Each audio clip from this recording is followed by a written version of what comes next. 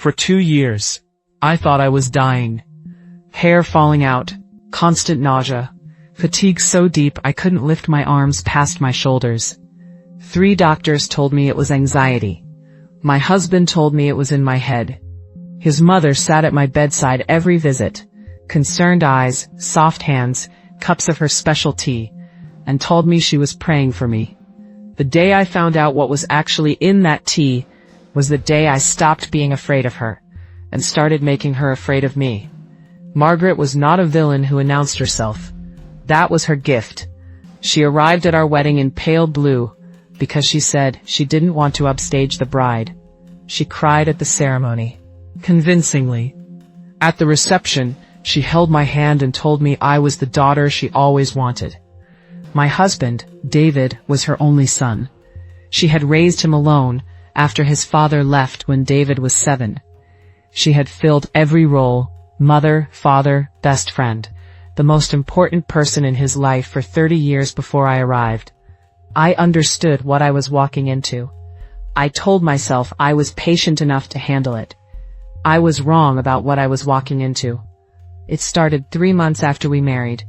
Margaret insisted on visiting twice a week, always with her special herbal tea, a blend she made herself. Good for stress, she said, helps with the adjustment of newlywed life. I drank it because refusing felt rude, because David's eyes always went soft when his mother made gestures of kindness. By month 4, I was exhausted in a way I had never experienced.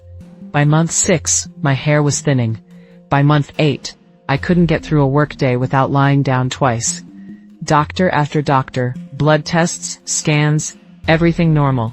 Stress, they said, anxiety. David held my hand in waiting rooms and suggested, gently, that perhaps I was struggling with the changes in my life. Margaret brought more tea. I drank it because I had no reason not to. Until month 14, my sister came to visit. She was a nurse. She watched me drink Margaret's tea on her first afternoon. That evening, after Margaret left, she sat across from me and asked a question so quietly that I almost didn't hear it. How long has she been bringing you that tea? I told her. 14 months. She didn't say anything for a long time. Then she asked if she could take a sample. I thought she was worried about herbs reacting with something. 3 days later she called me. She had sent it to a friend at the lab. Her voice was careful, controlled, the way nurses sound when they are managing their own reaction before they manage yours. She said, there are elevated levels of compounds in this tea that don't belong in herbal tea. They accumulate in the system over time. They wouldn't show on a standard blood panel unless someone was specifically looking. I sat with that for a very long time. Then I said, don't tell David yet.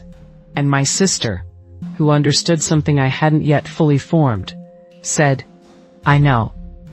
Here is the part Margaret never accounted for. I am an accountant. I have spent 15 years building cases from small details that individually mean nothing and collectively mean everything. I had been keeping a diary since month 2. Every visit, every symptom, every cup of tea, every doctor's appointment, every word David said when I suggested something felt wrong. I had dated photographs of the tea. I had saved every text message where Margaret asked if I had finished the blend she left. I had 3 years of evidence that I had been collecting, without knowing what I was collecting it for. I knew now. I did not go to the police with what my sister found, not yet. Instead, I made 2 decisions. First, I stopped drinking the tea, but I didn't tell Margaret. For the next 2 months, I poured it down the drain and told her it was helping. I watched the color return to my face. My hair stopped falling out. I could work a full day again. Second, I called a lawyer. Not a divorce lawyer, a criminal lawyer. Margaret was arrested on a Wednesday morning. The charges were serious. My diary, the lab results, 14 months of dated records, the saved texts, 3 other women, David's previous girlfriends who came forward once the case became public. She had done this before, not as severely, but a pattern was a pattern.